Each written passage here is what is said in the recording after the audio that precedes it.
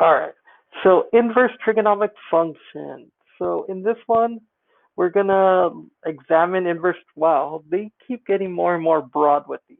Well, let me kind of go over this. So we know from SOHCAHTOA, and for those of you, I don't think there's that many of you watching on YouTube. Well, Garrett and Nick. Garrett and Nick, I'm at the center today, so that's why everything's gonna look a little off. So when we talk about trig functions, we know from SOHCAHTOA that a trig function takes an angle and spits out a fraction. For sine, it's opposite over hypotenuse. Cosine, it takes that same angle and it's going to give us the adjacent over the hypotenuse. And then tangent takes that angle and it's going to give us the opposite over adjacent. Well, inverse trig functions do the opposite. So as we learned, you guys have probably learned in Algebra 2 or other units, this idea of an inverse is it kind of takes a y and gives you an x. So an inverse trig function, for example, so inverse sine is going to take an opposite over hypotenuse. It takes this fraction or decimal, and it's going to give us the corresponding angle. So that's the difference between a regular function and an inverse function. Our reciprocal functions, so for example, for cosine was cosecant. Those still take an angle, they just give us opposite over hypotenuse. So don't get your reciprocal functions mixed up with your inverse functions. They're completely different. Just remember, inverse takes a fraction, spits out an angle. A reciprocal takes an angle and spits out the fraction upside down. So it does kind of feel like they're the same, but they're not. In fact, before Andy reminded me, I was like, oh, we already did inverse functions. No, we did trigonomic similarity, and it covered radical functions. So that's why they covered radical functions earlier, because they didn't want you getting mixed up with inverse functions later on. They're like, let's just cover them when we cover trig functions. So let's move on. So the introduction. So the introduction is this idea of like, hey, if we're looking through like a camera and a wide angle lens, so we have the length here and that, we can try to figure out how far of an angle we want to do this. With trig functions, we can determine the viewing angle. So we can figure out what angle we have to view to see the top of this tower, given that we know how far away it is and we know how wide the angle is. All right, and then here's a little example. So trig inverse, like I said before, an inverse function is this idea of going backwards and forward, right? So a function, an f of x, takes an x and turns it into a y. An inverse function treats that x as if it were a y. I know we covered this when we did trig functions, but I'm just repeating it. That was way back in unit 1. It treats that x like a y, and it's going to spit out the original x. So remember that idea of like if you plug in your f of x into your inverse function, you get an x, or if you plug in your original function, you get that there. So that's covered right here. The domain of a function is equal to the range of the other function. The range of a function is equal to the main domain of the inverse. That's just saying it's switching x and y basically. So let's get back into this.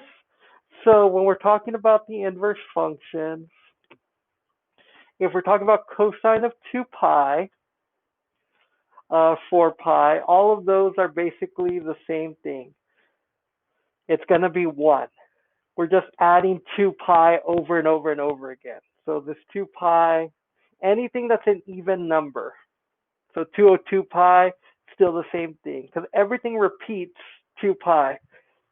And if you guys want a reminder of why, it's because of the unit circle. The unit circle, so if we're talking about 2 pi, that's 0, right? If we go around 2 pi, we end up in the same spot. If we go around 4 pi, that's another 2 pi, we still end up in the same spot. If we go around a lot of times, 101 times to be exact, we would still end up in the same spot. I'm not going to draw all of them. And unlike my stylus, I have to erase everything when I do this. So there's some pluses and minuses to that. So that's what it's talking about here. So take a closer look. So if we talk about that, it's saying that with sine, if we look at sine, every sine value can be done from pi over 2 to negative pi over 2. Because anything here would be repeated here, because we're only talking about that y value. So for the most part, when we talk about trig, we're only going to be talking about this negative pi over 2 to pi over 2 interval. We're using that similarity that we learned from before. So whenever we talk about sine, we're talking about that. Whenever we talk about cosine, we're only going to be talking about that top half of the circle. The bottom half can be repeated with any of these values right here, because cosine is the x value.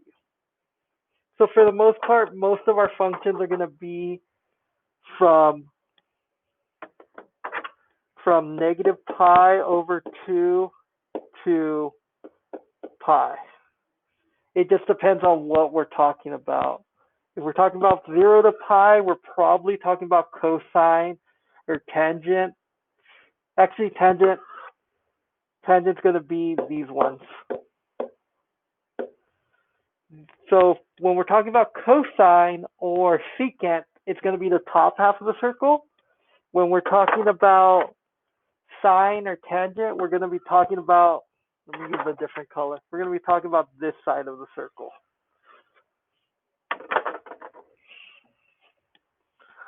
Let me erase all these.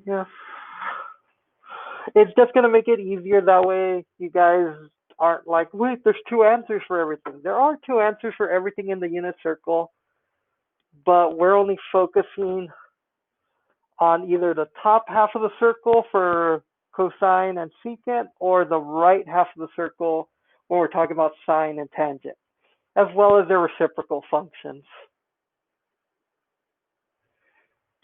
All right, so which domain restriction would allow to define the inverse of tangent? So I already went over that. The reason why it's the right half of the circle, though, remember, tangent of theta is opposite over adjacent, y over x. So if we want to cover all of our bases, we want to have a positive. So because in quadrant 1, it's going to be positive over positive, that's a positive one. In this one, quadrant 4, when we're dealing with quadrant 4, we're going to be dealing with a, give me a second here. Y would be negative. We're going to be dealing with a negative over a positive, which is still a negative. The reason why, let me pull out Desmos and show you why. They like focusing on this one. I haven't looked at the graph in some time, but let me pull up Desmos.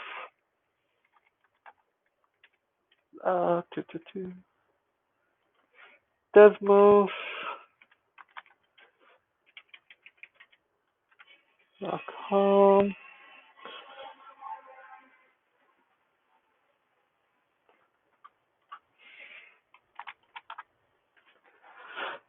If we look at it on Desmos, we see that, let me change my step.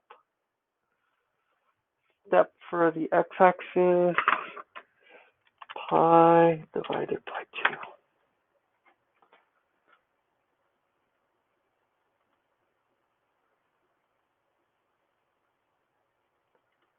Oh, that's not my step. Pi divided by 2. There we go. If we look at it, it's talking about it here. We could technically do 0 to pi, but it's kind of weird because then we're talking about this part of the curve and this part of the curve when we can just be talking about that part. And then for sine, like I said, sine's pretty simple. We can still look at it though, as it's talking about the minimum all the way to the maximum, or like we saw in this, we want to include this half of the circle, and instead of using this part of the circle, which wouldn't make any sense, we're just going to use this part of the circle because they're right next to each other.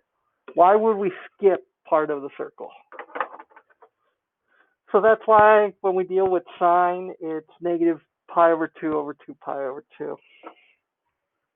That's probably an over explanation for a question, but there you go. That's why we use the right side of the circle for tangent. We could, like I said, use the top part of the circle, but graphically, it's kind of weird.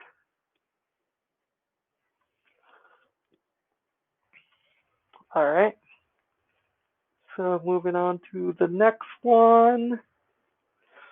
So this is just saying like, hey, look, if we're dealing with sine, we're also gonna use that negative pi over 2 to the positive pi over 2 because everything's gonna repeat after that, y value wise at least.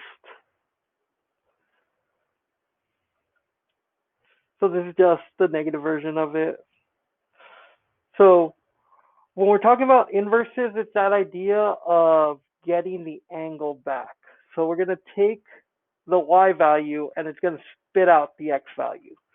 So if we're talking about the inverse of -1, so if we go to -1 right here, our answer would be pi. We're looking at the y value and it's giving us the x value. They also call it arc sine. I just think go with the inverse. I used to use arc sine a lot, but then as I got older, I started calling it the inverse because you use the f of -x. You guys have had the benefit of dealing with the notation. Oops, let me put my eraser back. Of dealing with this notation. So since you guys are already used to seeing the inverse notation, just use this. I was stubborn when I was younger and I never used the the f of -1x. I just thought it was weird. But it's honestly better for you guys to just get used to that -1, meaning the inverse. All right, so moving on from here. All right, so finally, let's take a look at the inverse function of tangent. Again, they're showing us what I just showed you. I didn't realize they were going to explain it to you as well. All right, so let's talk about this. So if we're talking about a unit circle, the easiest way to remember this is the unit circle. So let me pull up the unit circle for you guys. If you guys haven't printed out that sheet, or I at least recommend you guys save it somewhere. So let me pull that out from my Google Drive.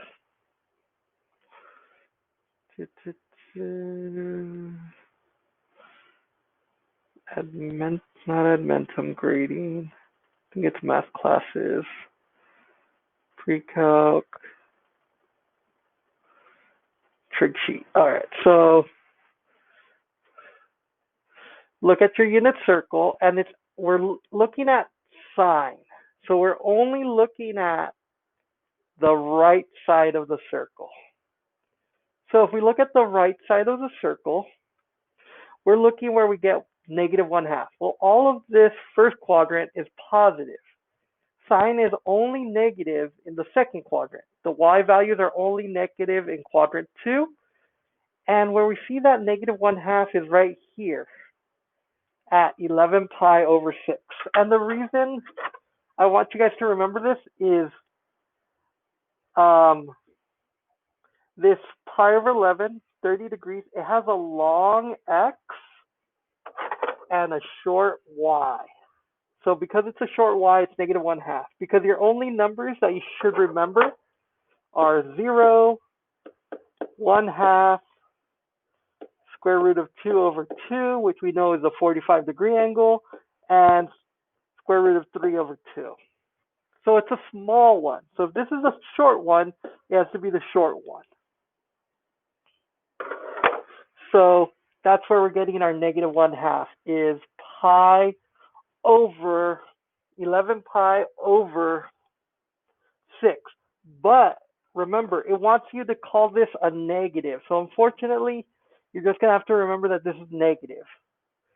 So it's actually negative pi over 6 because this is a sixth of the whole circle. If we cut this out, that's a sixth of this semicircle. So our answer is actually negative pi over 6. So we can say, based on the unit circle, it is, you're going to have to use this, unfortunately, in order to get your fraction in. 11 pi over 6. But since it is from pi, you guys don't have to write this down. You guys can literally just write the negative pi over 6. I was just being fancy, but I didn't want to write the thing. I was gonna write, but since we're going from negative pi over 2 bracket, because we're including it, to pi over 2, we have to call it negative pi over 6. All right. So that's going to be our answer for that one. Pretty simple. This arc tangent,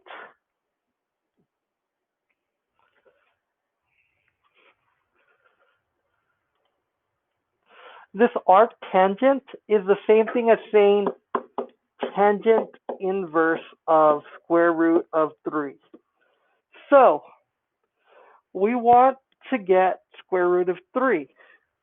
So if we're looking at that, we want to find it where does y over x equal square root of 3? So we want the y to have this square root of 3. And the only way to do that is square root of 3 over 2 divided by 1/2. So if you guys forgot how to do division of fractions, it's square root of 3 over 2 times 2 over 1. We are flipping this over. And that's going to give us our square root of 3 over 2. So where do we have a point where we get 1/2 comma square root of 3 over 2? So let's look at our unit circle. So, oh no, did I close my unit circle? I totally closed my unit circle by accident right now.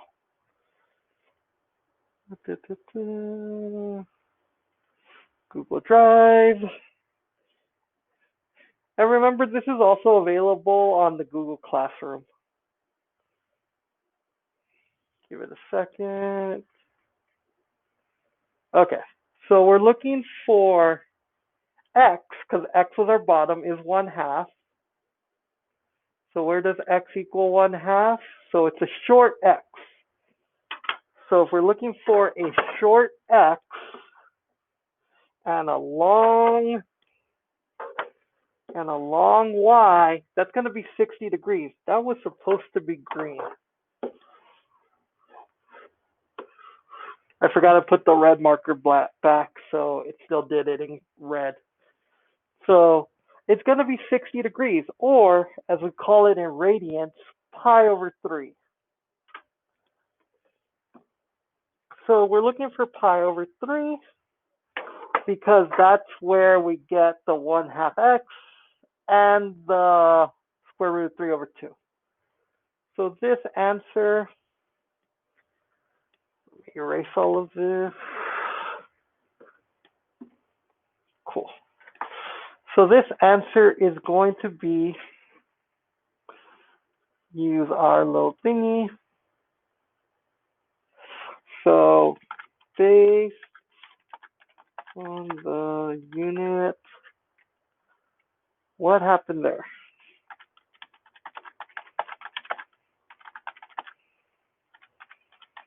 So this is just explaining to me, as well as anybody grading your unit, that you know what you're doing because you're using the unit circle. Pi over 3. So based on the unit circle, pi over 3. This one, we're looking where the x is 1/2. So where does the x equal 1/2? So if we look here, the x equals 1/2. 1/2 is short, which is also pi over 3. So this is actually the exact same answer. So if it's the exact same answer, I'm just going to copy it. Oh, I have to use Control C. Control C, because we're looking for a short x. So there we go. Self-evaluation. So this just talk about how comfortable you guys are with the unit circle. Do you guys understand the unit circle pretty well? Is it kind of making sense based off of the unit circle? If not, you guys can always write about it in here. It's always a good idea to reflect. Don't take these lightly. Reflecting on what you know and what you don't know is a good thing. Don't just go based off of how well you understood what I said. Also go off of how well you think you can apply this yourself. So they're using SOHCAHTOA. Tangent. So this is, like I said, it's all based off the unit circle. So trig is a lot about triangles. That's why I always say the unit circle is just a series of triangles just put together. All right, so let's move on. All right, so we're looking at this. Where is arctangent? Arctangent, again, I don't know why they always refer to it as arctangent instead of tangent inverse, but the same thing. So we're looking for a negative 3 over 3. So in other words, we're looking for a negative. Well, remember, we know it has to be somewhere on here. We know it's going to be somewhere in quadrant 4 because that's, I just realized I should have shaded it out. Quadrant 4 is the only one that's going to have that positive and negative. So it's going to have that negative over positive relationship that will give us this. Well, I've never been a huge fan of this square root of 3 over 3 thing. Unfortunately, you just have to remember that square root of 3 over 3 used to be 1 over the square root of 3. The reason why this is important is it reminds you that you're going to have 1/2 on the top and square root of 3 over 2 on the bottom. More specifically, a negative because we want a negative y. Just to show you guys this, if we do negative 1/2 times 2 over square root of 3, we get this negative 1 over square root of 3. When we rationalize it, because in math we do not like having square roots at the bottom, we get this negative square root of 3 over 3. So we're looking for a spot where our y value is negative 1/2 and our x value is 3 over 2. Square root of 3 over 2. So we're going to go back to our unit circle. And we're looking for a long x. Square root of 3 over 2 is a long x and a short y. So we see that right here at this pi over 6. So this is going to be, omit the degree sign. Oh, okay. They want this in degrees. That makes it a little easier. So 30 degrees. Pi over 6. So we're going to say 30 degrees. What are we talking about? Oh, my bad. Negative 30 degrees. Duh. Just realized, I even said it too. I said we need it to be in quadrant 4. So negative 30 degrees. I'm hoping it doesn't say 330 degrees. That kind of kills the whole point. Yep, negative 30 degrees. Because we want it to be, let me get this. So,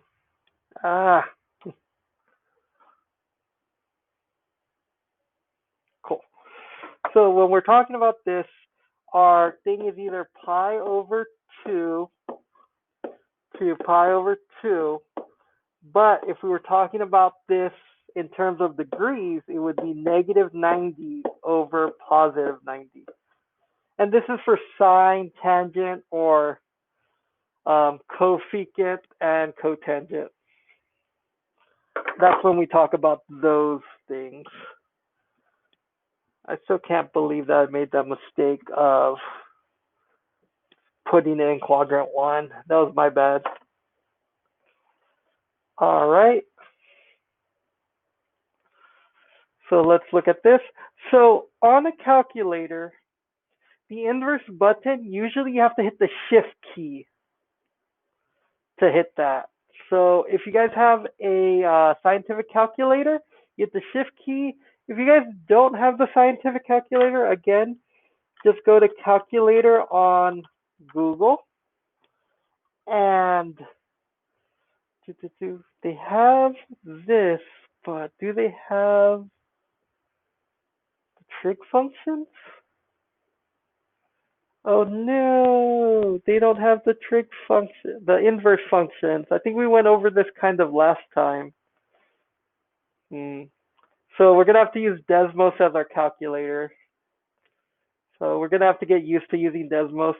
Here we can see our inverse functions right here. If we want our regular functions, they're on main.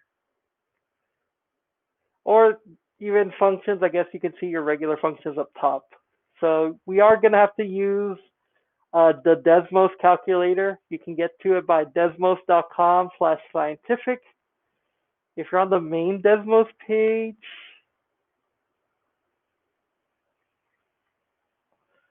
math tools, scientific calculator.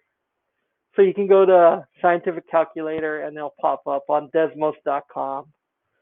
So we're definitely going to have to use Desmos. Google, you failed me. All right. So what is the value of this? So we're going to plug it into our Desmos calculator, not the graphing calculator. Yes, I want to leave. You can close that one. So tangent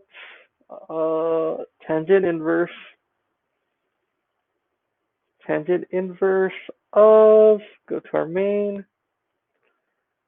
I know I'm recording. Oh my gosh, why are there two recording? Oh, because you guys can't see it, but they're showing me the little recording symbol. Point, why did it go outside of that? 0.683, I believe it was.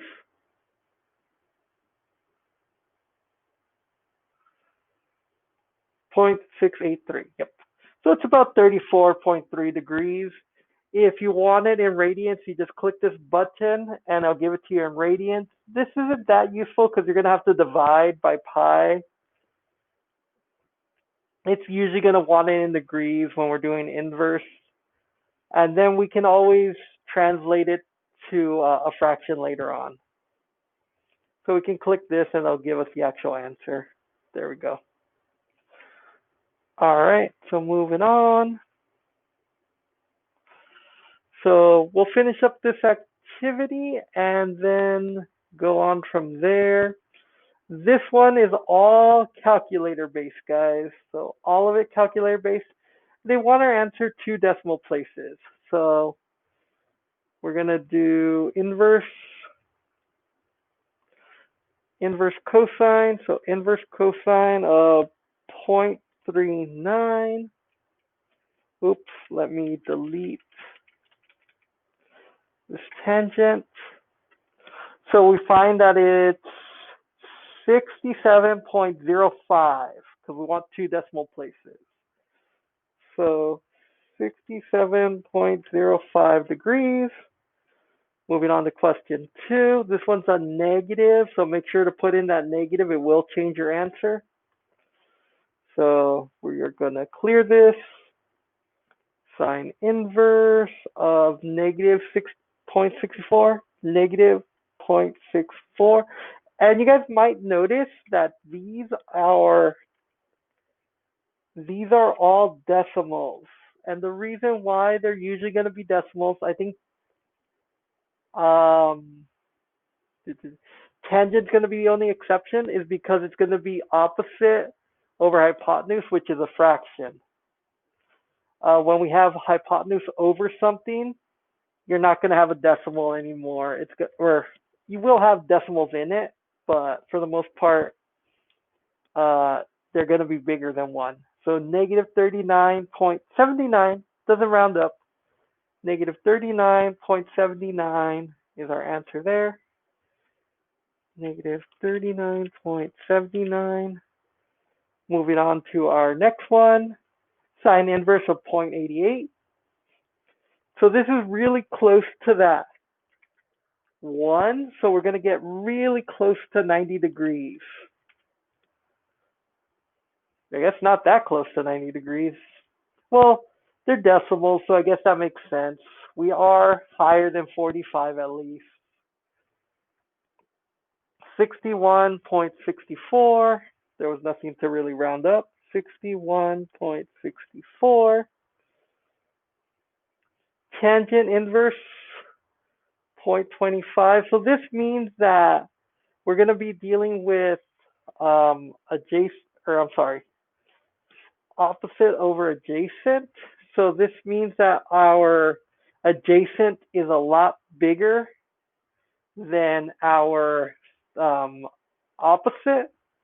So if we deal with that, a long x and a short y, because it's a small decimal, this is going to be a pretty small angle. So let's take a look here. So let me clear everything.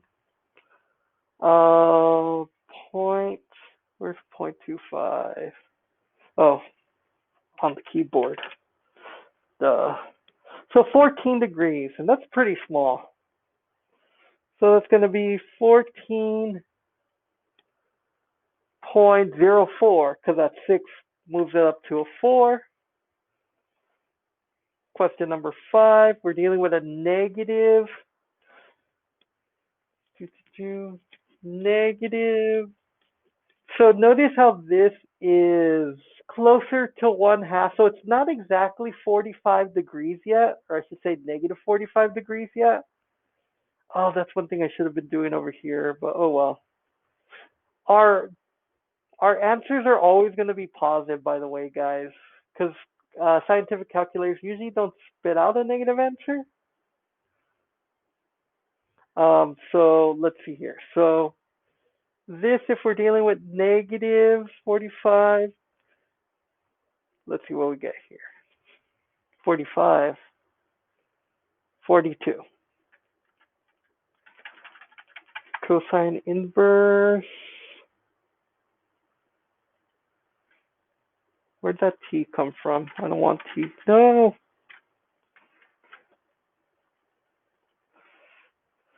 Negative 0.42. We get 100, and so it makes sense that it's above 90, because think about it this way. We're not at 0, we're kind of over here a little bit. Not quite at 1, not really at that halfway mark. If we were at 0.5, it would be a little bit at that 135 degree angle, but this is right before 135 degrees. So 114.83. No need to round up. 114, 114.18. And just self-evaluation, how you guys think you're doing with these inverses. So that's pretty much it for today, guys. I only wanted to do half of the lesson, and we got pretty far. So on Wednesday, I'll be back at my apartment where I won't have to be dealing with erasing these things right here. Let me turn off the recording before I forget. For some reason, it never shows it on here.